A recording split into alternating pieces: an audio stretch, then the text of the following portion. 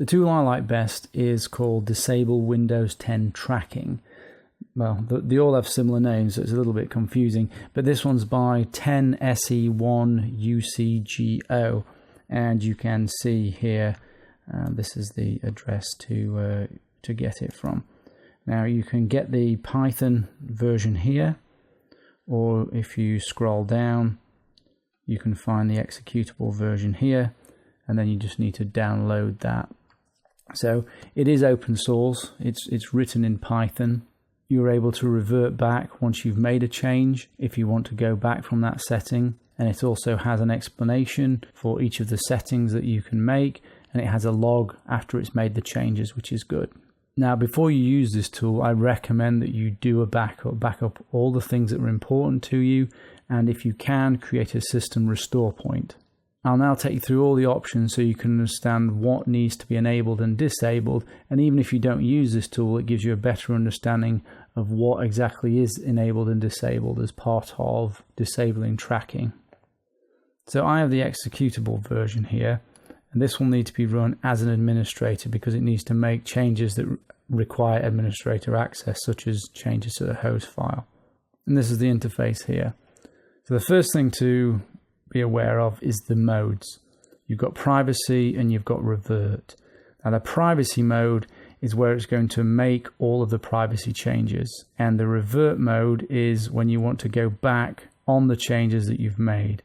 So obviously we want to be on the privacy mode to start with to make the changes. Now the first one is services. This gives you the ability to disable or delete two services, and those services are the Diagnostics Tracking Service and the WAP Push Message Routing Service, both of which you don't want for the purposes of stopping tracking. So disable is pretty safe, delete is getting rid of them completely. So disable is fine. Next is Clear Diag Track Log. This clears and disables writes to the log located in the Program Data Microsoft Diagnostics ETL Logs Auto Logger. And if you hover over these, you'll see an explanation, a rough explanation of what these things are. Next is telemetry. Now, you'll notice that if you click on telemetry, it will automatically select this because it is this method that is disabling your telemetry, and that is adding IP addresses to the host file.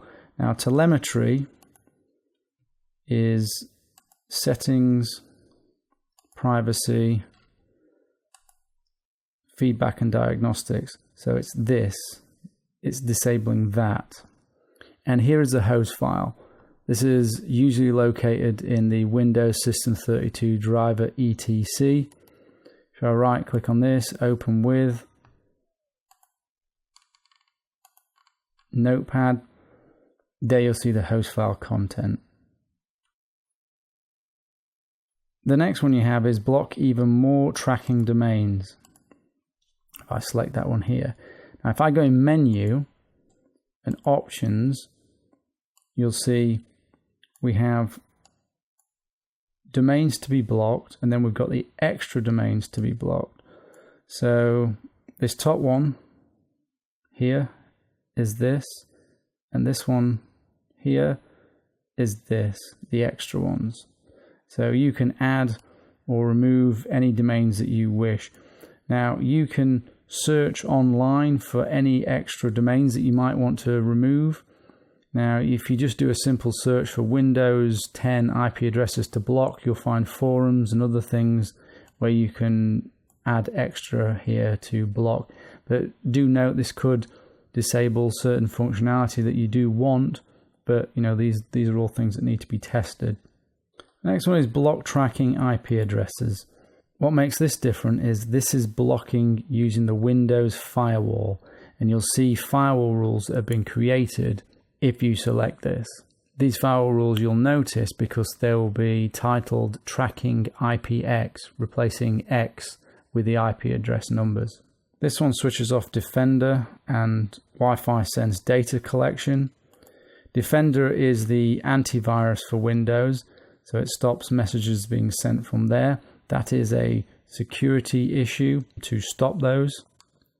Wi-Fi Sense is a way of sending Wi-Fi passwords of networks that you've connected to and you have access to other people that you know.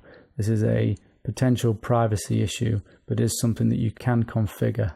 Stop Defender is changing the automatic sample submission and the delivery optimization download mode. And Wi-Fi Sense is changing the credential share and the openness settings. Then you have OneDrive, simply uninstalling OneDrive. And next you have a list of applications and whether or not you want to remove them or not. Now, if you are not using these applications, then you want to remove them. So we have this set for privacy. All we need to do now is click go. What I'm going to do is deselect all of these because it'll take longer to go through the process and I want to demo this with you. So we click go.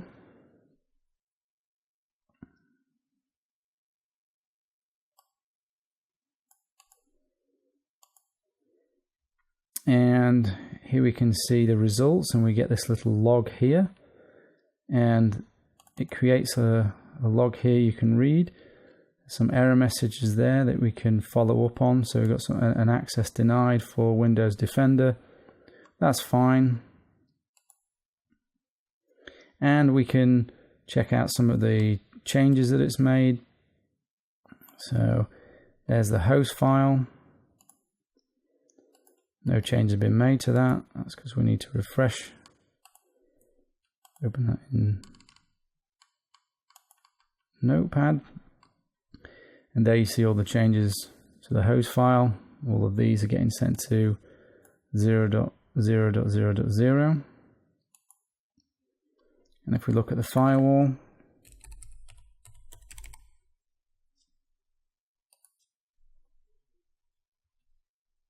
if we look at outbound connections, there we can see the IP addresses that are being blocked.